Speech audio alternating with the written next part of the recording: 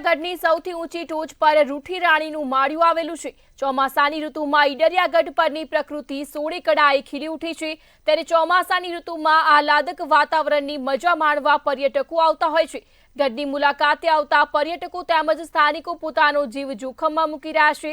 ત્યારે ઈડરિયાગઢની મુલાકાતે આવતા પર્યટકો સહિત સ્થાનિકો મોતની સેલ્ફી લઈ રહ્યા છે। 1 મિનિટની રીલ્સ તેમજ સેલ્ફી લેવામાં મોટી દુર્ઘટના બની શકે છે। ત્યારે સ્થાનિક પાલિકા તંત્ર પણ સુરક્ષા સલામતીને લઈ ઘોર નિંદ્રામાં હોય તેવું લાગી રહ્યું છે। ત્યારે મોતની સેલ્ફી લેતા પર્યટકો સહિત સ્થાનિકોને અટકાવવા માંગ કરવામાં આવી છે।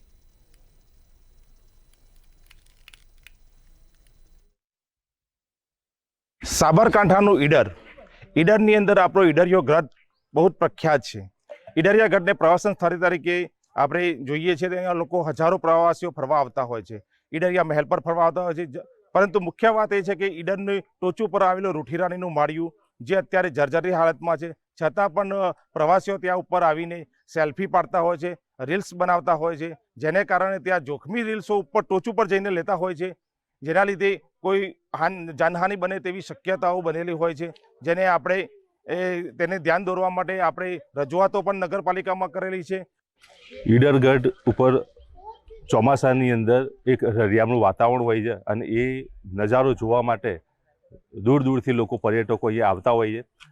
ઈડરની અંદર ઈડરગઢ છે એ ઊંચું સ્થળ છે જ્યાં લોકો પોતાની સેલ્ફી લેવા અને ફોટો લેવા માટે રીલ્સ બનાવવા માટે ઉપર ચડતા હોય છે, પણ એ લોકોને ખ્યાલ નથી હોતો કે અહીંયા એ જોખમી છે। ત્યાં આગળ લીલ વળેલી હોય છે વરસાદના કારણે અને પોતાનો જીવ પણ ત્યાં જઈ શકે એમ છે, જોખમમાં મૂકીને લોકો સેલ્ફી લેતા હોય છે।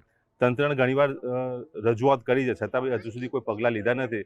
તો આવનાર સમયની અંદર જો કોઈ મોટી દુર્ઘટના ના સર્જાય એના માટે તંત્ર પગલાં લે એવી રજૂઆત છે તંત્રને। પરંતુ ઈડરિયાગઢ તળેટીથી મહાકાળી માતાના મંદિર સુધી સીડીઓ દ્વારા જતા હોય છે અને ત્યાંથી પગદંડી છે જે રૂઠી રાણી માળિયા તરફ જતા હોય છે, પરંતુ આ પગદંડીમાં પણ કેટલાક જોખમો રહેલા છે।